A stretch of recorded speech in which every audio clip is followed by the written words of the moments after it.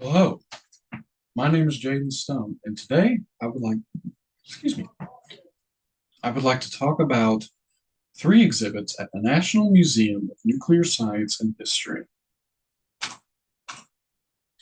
The first exhibit that I will talk about is the Dark Cube.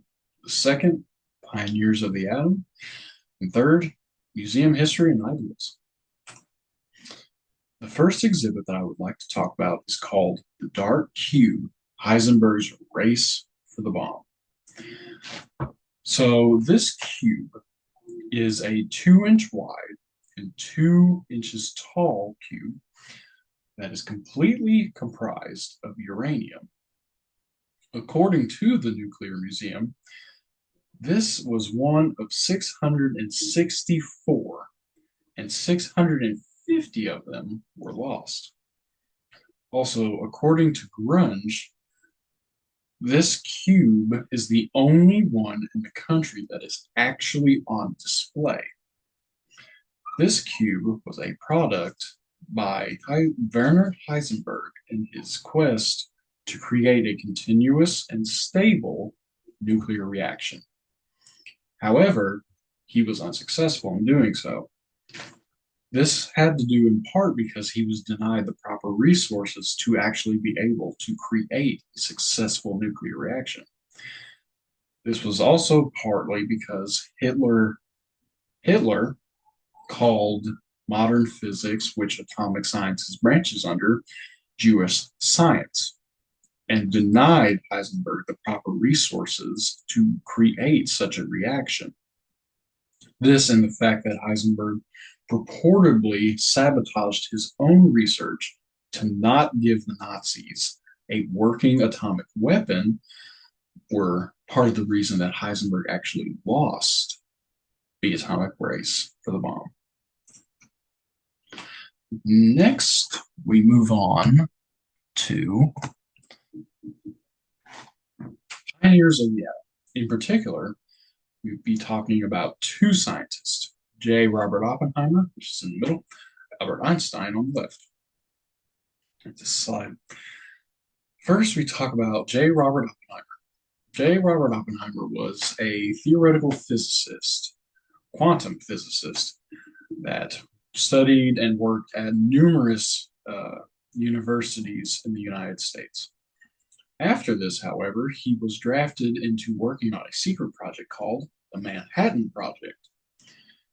During his time in the Manhattan Project, he was the lead researcher at a place called Los Alamos, New Mexico, where his research helped lead to the first and successful creation of an atomic bomb that was successfully detonated in a series of tests called the Trinity tests. After the successful detonation of the Trinity tests, J. Robert Oppenheimer was dubbed the father of the atomic bomb.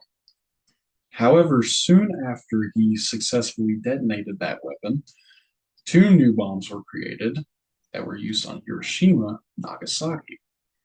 These weapons, after they were detonated, led to a downfall for Oppenheimer. His security clearance was revoked, and he lost his place on the AEC, or the Atomic Energy Commission. In doing so, cost him his name and his reputation, leading to his downfall in the atomic community. Next, Albert Einstein. Although Albert Einstein did not have much to do with the actual atomic creation or the atomic bomb's creation, he was a very influential scientist of his time. And he had actually sent a letter to the president himself saying that they should go and research an atomic weapon. However, after the bombings of Hiroshima and Nagasaki, he purportedly stated that it was one of the greatest regrets of his life after witnessing the horror that it had visited upon the Japanese people.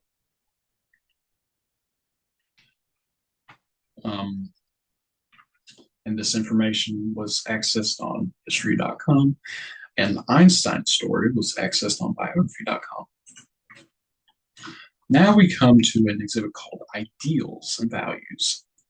This museum prides itself on leaving a sizable impression on its visitors. According to the Nuclear Museum, they constantly strive to improve and add to their exhibits, expanding on the history of nuclear sciences and trying to teach people about an era of history that changed the entire world.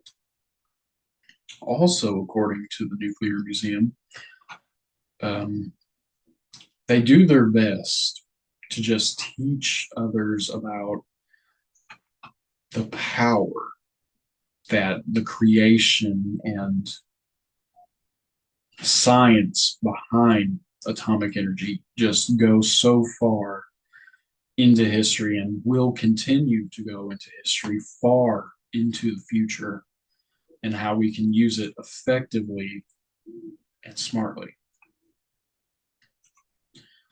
During the speech, I talked about the dark cube, the pioneers of the atom, and history and ideals of the National Museum of Nuclear Science and History.